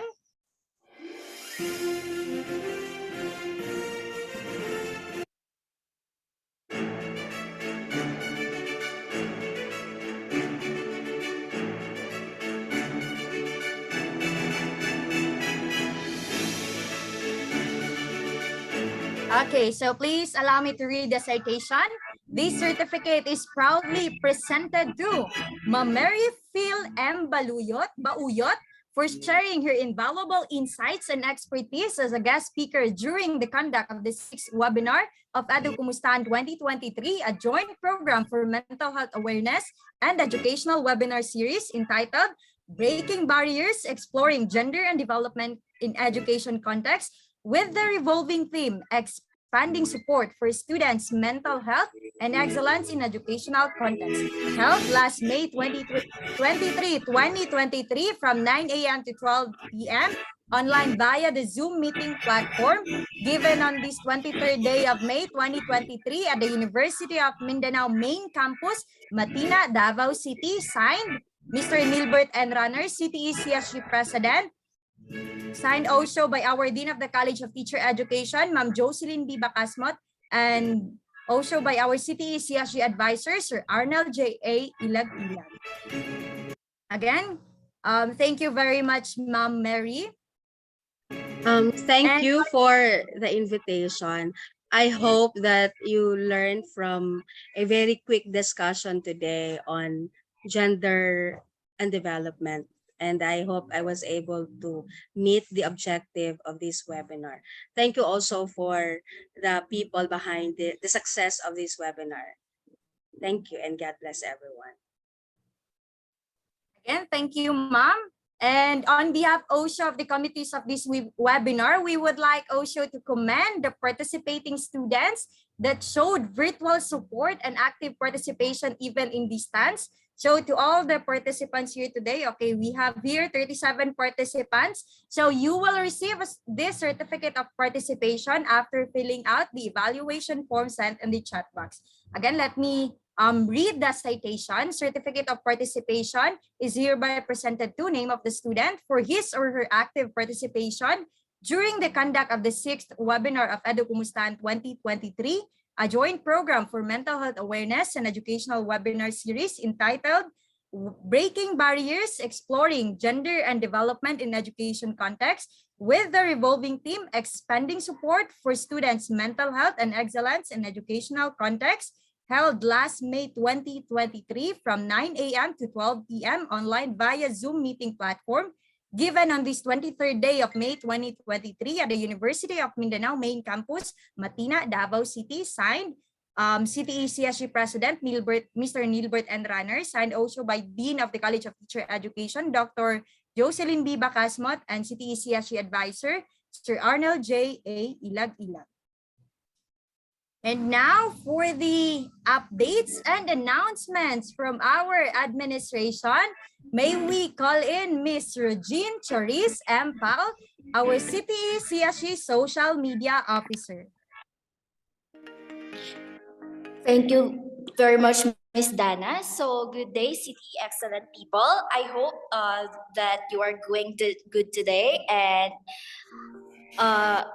we already finished our EduKumustahan 6 webinars with our inspiring speakers, and we are delighted that you're still here with us.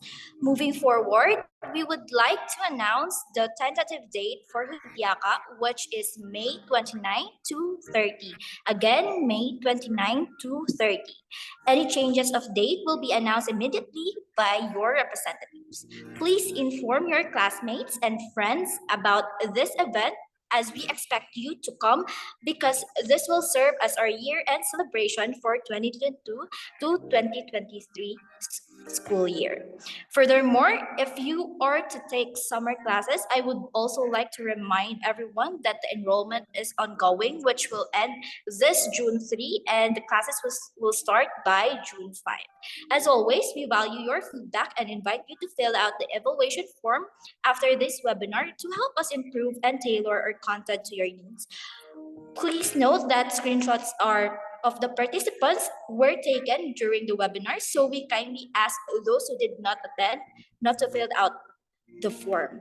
To stay updated on all the latest details and information, please make sure to stay tuned to our official channels and keep an eye out for any announcement. We kindly remind you to mark your calendars and save the dates for the upcoming events. Thank you very much, and we look forward to seeing you in our future webinars and events. Ayun, so thank you so much, Ms. Pal, for the updates and announcements from our administration.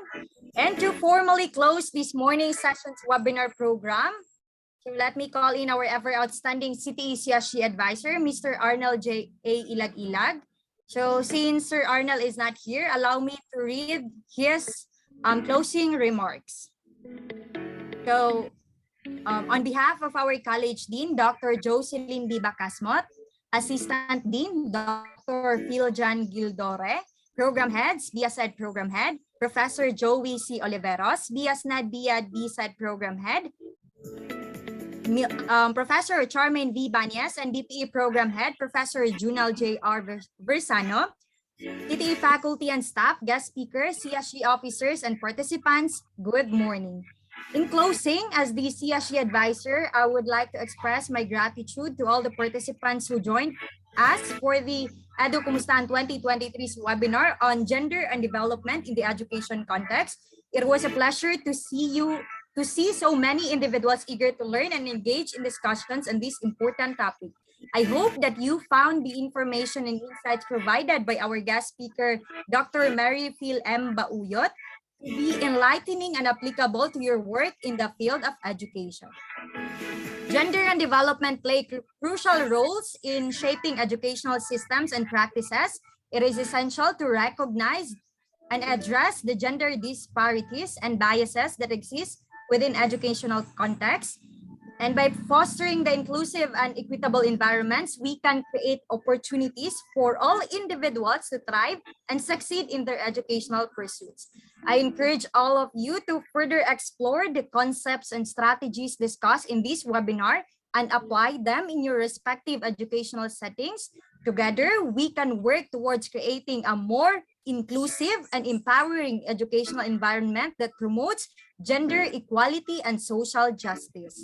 Lastly, I would like to extend my appreciation to the CSG officers for organizing EduKumustahan 2023 and hosting this informative and thought-provoking webinar series.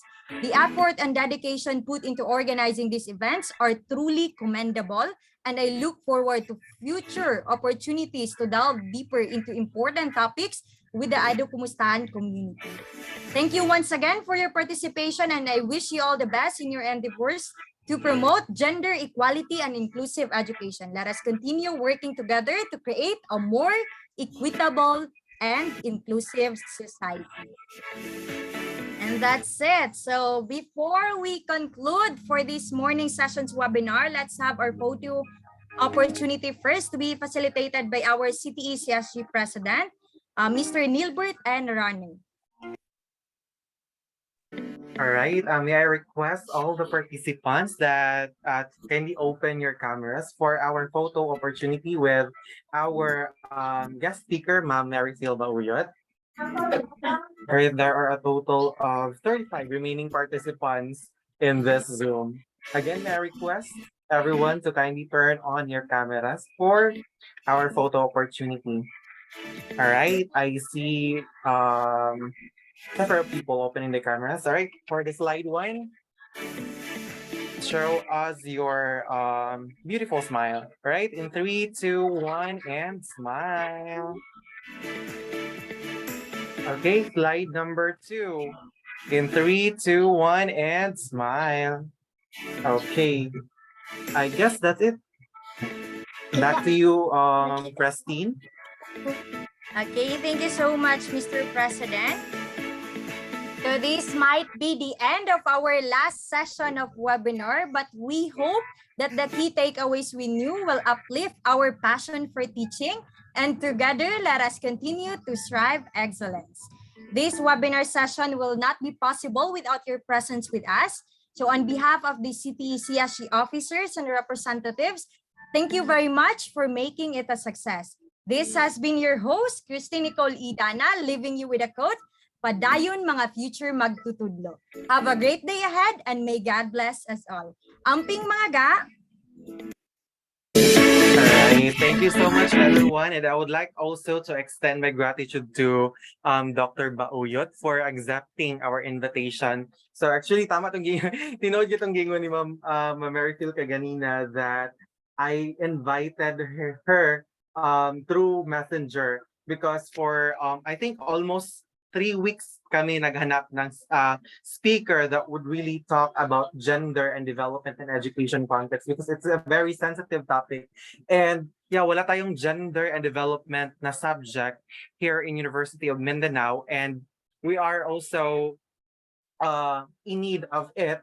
It's because kailangan siya when we are in our internship, and at the same time when we are already when we are about to immerse ourselves in the field, dito dyan mo maka-experience the field and how it is to have students na they preferred wearing the boys' uniform rather than the girls' uniform. Dito mo maka-experience on lahi na dyan siya sa dati na to na experience, like sa una manggod we are kanang instructed, particularly mga LGBTQIA na to na mga students na okay, kini ato ang mga gay na mga students kaya dapat magpagupit jud, mo adhere jud sa haircut, like musuot jud dapat og boys na uniform.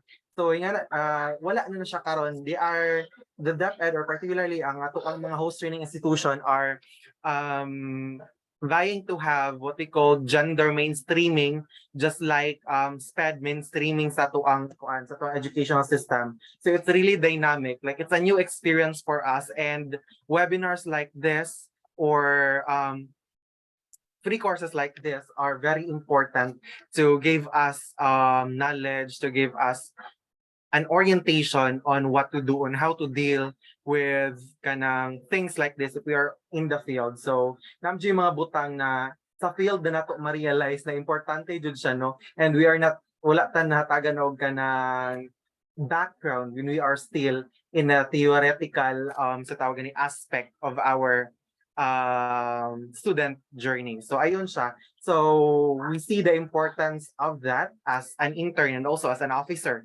of the student government. So kaya we really push through this event, no? Maskin our administrative heads nila na okay, tanggalan na lang doon nato ning kuan kining gender and development na webinar. It's because kanang rag lisod mo tag speaker. So yun na sa ni Ma'am Boy kay Gina na why daw naghanap ta og naghanap og speaker outside from Davao, since Davao naman is gina-champion dyan ang gender and development. Actually, we've reached out to IGDD, the Integrated Gender and Development Office of Davao sa City Hall. So I emailed them, I visited their office to find speaker, but unfortunately we are denied, no, kay they have prior engagement. At the same time, fully booked masyado sila because it's in nag-conflict with siya sa ginatawag na Women's Month.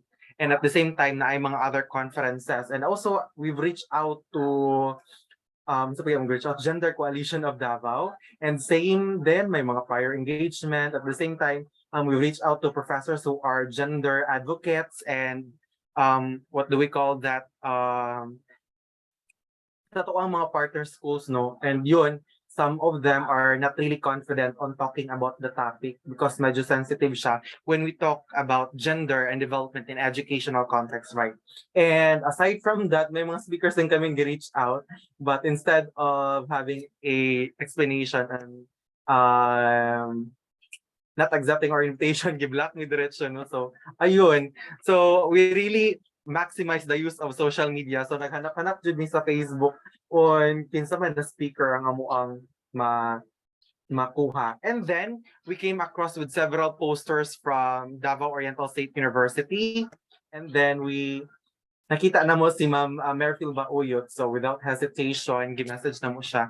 And wala man ni email. So, yeah, giyam na mo siya through Messenger. And we have kanang kanang doubt na ba si dili mo reply si ma'am, knowing na ang iyang background is kanang very into gender research, gender advocate jud. And then basi dili mo replyan kay Messenger lang mag-contact. And luckily within I think wala rin 30 minutes nag-reply si ma'am, no? And kato siya na time kay padulungay po siya Thailand for a gender conference in which na nakabalik siya in Philippines last week na with an award of best presentation with DOA. So mo to gipaabot lang jud namo si Ma'am Nam uli to have this webinar. And of course, darayon siya masig gamay lang atong participants to, and we understand ganung gamay lang atong participants because most of our students are having their exams. Ang uban kay pauwi ng probinsya, ang uban pod kay nag-ready sa ilang mock board. So with this, we are really grateful for the participants. Wala ta kabot og 50, no, but yeah, it's okay. We are grateful for your participation, and with that, we'll be emailing you your certificates as proof that you have joined this webinar, because this is really a great help. Also, not just in your other subjects, as like CAED, it is very helpful jud sa inyong internships. Internship jud, mag-diri jud yung ma-apply to inyong mga theoretical na mga na-learn in this webinar. So I guess that's it. Thank you so much, and we hope to see you again in our future activities. So bye-bye and have a great day ahead, everyone.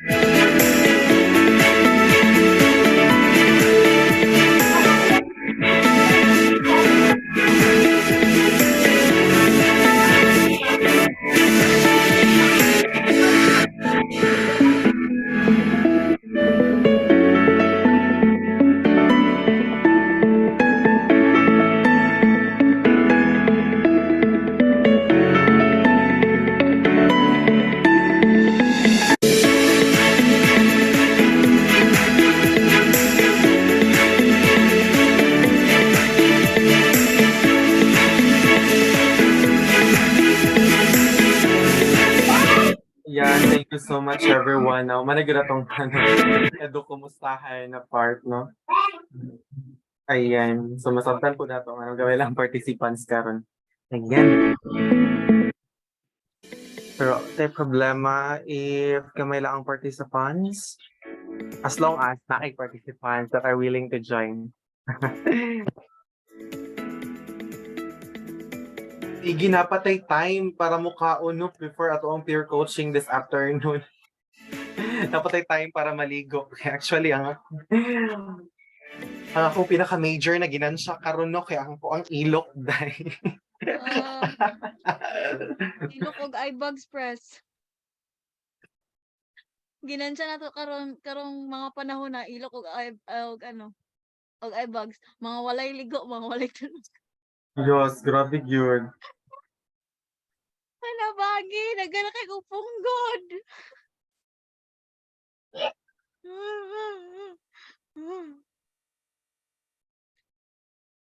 Picture ta ninyo before ta manghawa.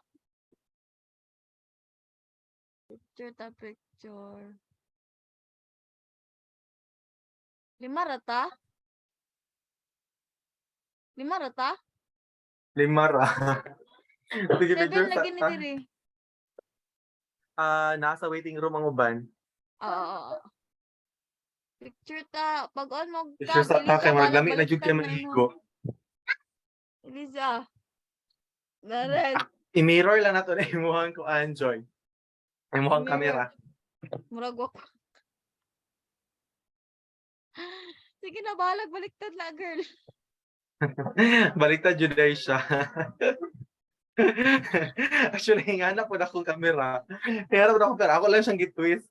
Kaya actually, duha maguri ka buok. Ang built-in na kamera sa laptop. Kaya hingani ang view pa. Ang isa kabaliktad na kamera. Mo na ako. Bottom. Diba? So, ayan. Ibaliktad sa na yung laptop, Joy. Naasa. Sige ba, picture na ta. Sagli lang. Sige, 1, 2, 3, and smile. Ayan, 1, 2, 3, and smile. Pala kita ako sa, wait lang, check sa ako waiting room. Basta na yung officer 3 na bilin. Ayan, ay, na nag-apas. Sige. Uy, lai pa ato basit siya. Kaya na-record siya as minor violation pang iyahang kuan. Iyahang ID. Oh. So, di siya kadagan. Pwede siya Mag-stick na karan. lang siya as kuan. Pagbili na lang siya sokmed. Unsa na ID niya, press? Kuan, natoy time na naputol iyang ID ba? So, gisulod niya sa bag. And then, nakitaan siya na wala wear iyang ID. Hala. Okay lang makaya mag-sokmed siya. Sayang. Okay lang man mag-sokmed siya. Sayang. Sige, mga ligo ta ninyo mga people, mga mangaon, Mga ligo sa ta. Bye. Bye. Balik lang ta later. Yes po.